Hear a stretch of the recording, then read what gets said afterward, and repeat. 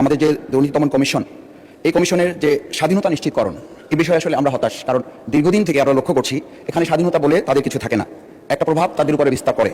Chairman ও commissioner নিয়োগ স্বচ্ছ অংশগ্রহণমূলক যে সার্চ কমিটি করে করার কথা, সেটিও আমরা লক্ষ্য করি না, বরং পছন্দ আলোকে আমাদের চিন্তা, দৃষ্টিভঙ্গি এবং একটা আদর্শকে সামনে রেখে সেখানে তাদেরকে দেওয়া হয়। তদন্ত এবং মামলা পরিচালনা, রাজনৈতিক, প্রশাসনিক অন্য কোনো প্রভাবমুক্ত পরিবেশ নিশ্চিত হয় না।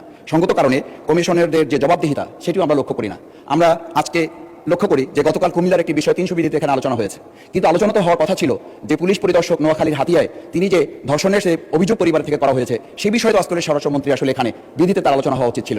এই যে প্রভাব বিস্তারের এবং নিরপেক্ষতা, নিউট্রালিটির যে আমরা একটা ডিভিশন দেখি, ডিসক্রিমিনেশন দেখি, সেই জায়গা থেকে কিন্তু এটা আমাদের মাঝে এই সংখ্যাটা তৈরি হয়। মাননীয় স্পিকার, আমরা আরেকটা বিষয় আপনার সামনে উল্লেখ করি। কমিশনারদের বিরুদ্ধে অভিযোগ তদন্তের জন্য স্বাধীন অভিযোগ মূল্যায়ন বোর্ড যে গঠন করার কথা, থাকার কথা, সেটির ক্ষেত্রেও আমরা খুবই দুশ্চিন্তা এবং উদ্বিগ্নের মধ্যে থাকি। কারণ এই জায়গায় যেটা বলা হয়ে থাকে যে ছোট ছোট মাছগুলো এই মাকড়সার জালে আটকা পড়ে, পোকামাকড়গুলো আটকা পড়ে, আর বড় বড় রুই কাতলাগুলো এই মাকড়সার জাল ভেদ করে এখান থেকে বেরিয়ে যায়। সঙ্গত কারণে এই দুর্নীতি দমন কমিশনকে একটা নখ দন্তহীন বাঘ হিসেবে তুলনা করা হয়।